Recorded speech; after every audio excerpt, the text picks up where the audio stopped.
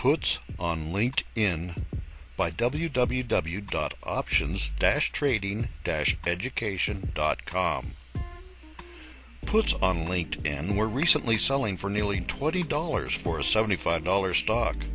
The LinkedIn IPO started at $45 and rose to over $90 on the first day. This is on a stock with a 1,000 to 1 price to earnings ratio. The fact that puts on LinkedIn were priced so high would seem to tell us that options writers were betting on a further significant fall in the LinkedIn stock price. The fact that people are buying a stock with a 1,000 to 1 price to earnings ratio reminds us of the glory days of the dot-com bubble.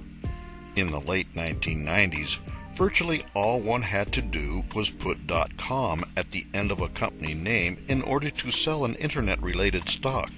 Of course, the dot-com bubble burst after an intraday NASDAQ high on Friday, March 10, 2000, of $5,132.52.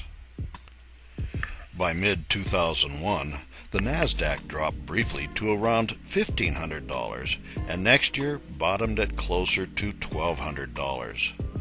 When to buy puts is when the trader believes that a stock price is about to go down. When everyone wants to buy puts, it forces the price up. Is LinkedIn going to be a mini version of the dot-com bubble?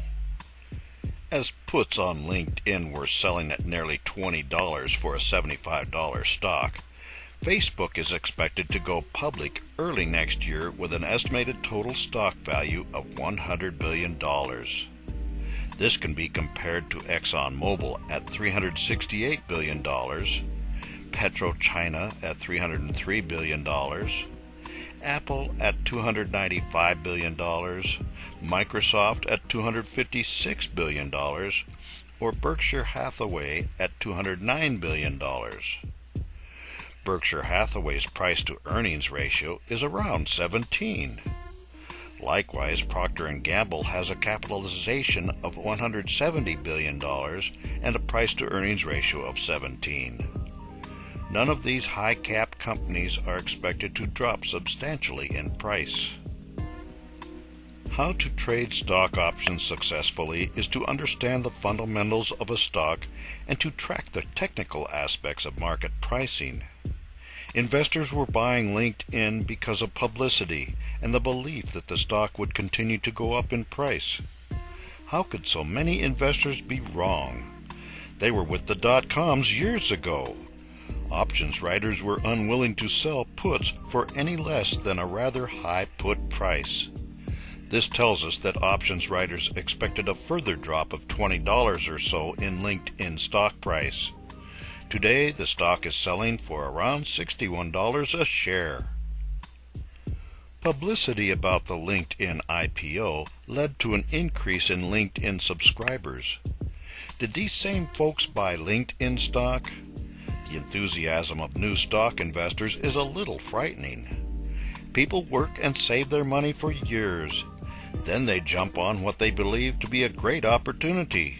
They buy LinkedIn stock at the end of the first day when it has doubled from $45 to nearly $90. Now they hold a stock that is selling at $61 and will possibly fall farther. The same problem exists with new options traders. A little options trading education is in line for new traders.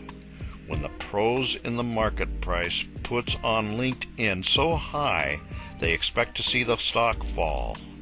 These folks are pros because they have made money and survived for years in the stock market. Our suggestion is not to buy calls and puts on LinkedIn or to sell them. It is to take a rational approach to options trading in order to survive and prosper over the years. For more insights and useful information regarding options and options trading, visit www.options-trading-education.com.